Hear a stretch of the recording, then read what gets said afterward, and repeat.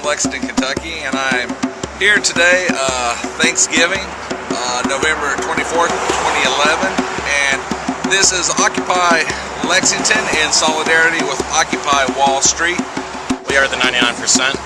What that's referring to is the fact that the wealthiest 1% in this country own 40% of the wealth, and with that wealth, they buy off all of our politicians. So the 99% are working on coming together to put an end to that. Occupy Lexington is the longest sustaining occupation in the entire world. I decided to get involved because I don't like what I see. I don't pretend to know enough about economics or business models or even the upper levels of government to try to say that this is what we should do. I just know that what we're doing isn't working. No one is telling us what to do. We each speak for ourselves.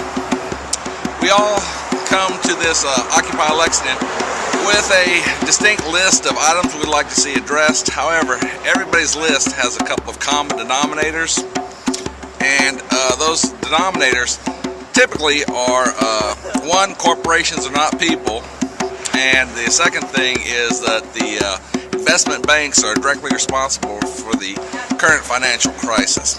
It started when I was a sophomore in high school. These kind of ideas started with healthcare, and then it just kind of moved on and on.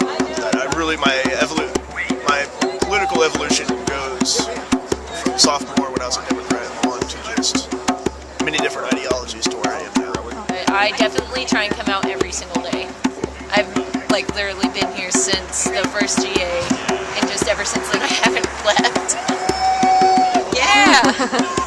Right now it's pretty bearable and everything, but when it gets 3 in the morning and you haven't slept and it's just freezing, you're just like, oh my god, I want to go home, I want to go home, I want to go home. Best part, I would have to say, is all the people down here. I have been down here so much just because I have met friends through here. So I think it's the friendship, it's the camaraderie, it's being around everybody and working together for a cause. I think that would definitely be the major reason. And also, I deeply believe in the movement. I believe, that some of the systems that we have in the country need to change.